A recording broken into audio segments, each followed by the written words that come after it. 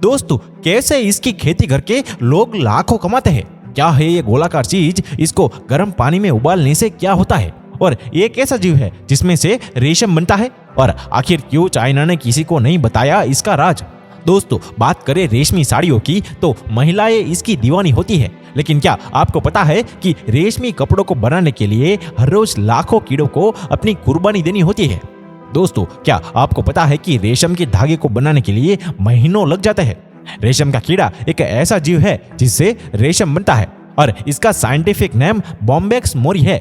सबसे पहले रेशम का प्रोडक्शन चाइना में शुरू हुआ था और चाइना ने तो कई सालों तक दुनिया को पता ही नहीं लगने दिया कि आखिर ये रेशम बनता कैसे है। अब दोस्तों, कैसे रेशम का कीड़ा रेशम की प्रोडक्शन करता है? आपको बता दें कि रेशम के कीड़े शहतूत के पेड़ के सिल्क वर्म के नाम से जाने जाते हैं और इसी कीड़े में रेशम का प्रोडक्शन होता है।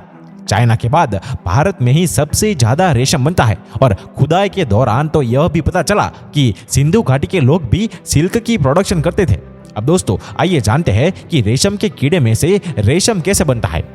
रेशम के कीड़े सिर्फ 2 से 3 दिन ही जिंदा रहते हैं और इतने ही समय में रेशम का हर एक कीड़ा 300 से 500 अंडे शहतूत के पत्तों पर दे देता है और हर अंडे में 10 दिन बाद एक नन्हा काइटर पिलर निकलता है और यह शहतूत खाता है और यह सिर्फ 18 दिन में ही अपने आकार से 17 गुना ज्यादा बढ़ जाता है। जब कीड़े के पेट में शहतूत की पत्तियां पच जाती है तो फिर वो पत्तियां फेब्रोइन में तब्दील हो जाती है और यह एक तरह का लिक्विड रेशम प्रोटीन होता है। अब ये 30 से 40 दिनों में ही पूरी तरह से बड़ा हो जाता है। अब 3 दिन तक लगातार ये अपने सर को इधर उधर हिलाकर ये अपने चारों ओर अपनी लार ग्रंथि से एक लंबे धागे का गोला बना देता है जिसे ककुन भी कहा जाता है। और दोस्तों, हवा के संपर्क में आते ही यह धागा रेशमी धागा बन जाता है जो कि लगभग 1000 मीटर जितना लंबा होता है।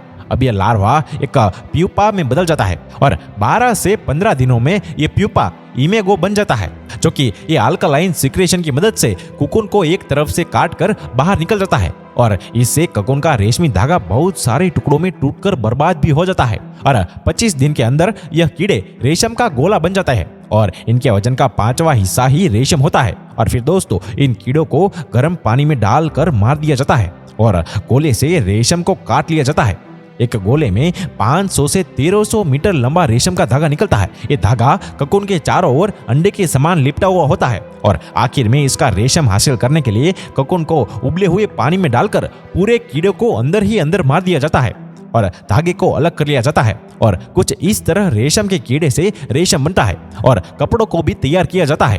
तो दोस्तों, यह तो हमने जान लिया कि रेशम का कीड़ा अपने ही शरीर पर रहने के लिए गोलाकार घर बनाना शुरू कर देता है और उसी गोले से रेशम बनाया जाता है। लेकिन क्या दोस्तों, आप ये जानते हैं कि अगर इस कीड़े को और भी ज्यादा बढ़ाया जाए तो वो तितली का रूप ले लेता है? आपको बता दें कि सिर्फ एक टाई बनाने के लिए करीब 120 ककून की जरूरत पड़ती है। अब आप अंदाजा लगा सकते हो कि एक साड़ी को बनाने के लिए कितने सारे कीड़ों को जिंदा मार दिया जाता होगा। कीड़ों को इसलिए मार दिया जाता है क्योंकि अगर ऐसा ना किया जाए तो 3 से 4 दिनों में रेशम का कीड़ा अपने उस कुकुन को तोड़कर बाहर आ जाता है, जिससे कि वह पूरा का पूरा रेशम का धागा खराब हो जाता है और इसीलिए उसे उबालते हैं ताकि वो कीड़ा कुकुन के अंदर ही मर जाए। तो दोस्तों, ये थी आज की वीडियो। अगर आपको हमारी वीडियो अच्छी लगी हो तो इसे ज्यादा से ज्यादा शेयर करें और लाइक कमेंट करके हमारे पेज को फॉलो या सब्सक्राइब करना ना भूलें। धन्यवाद।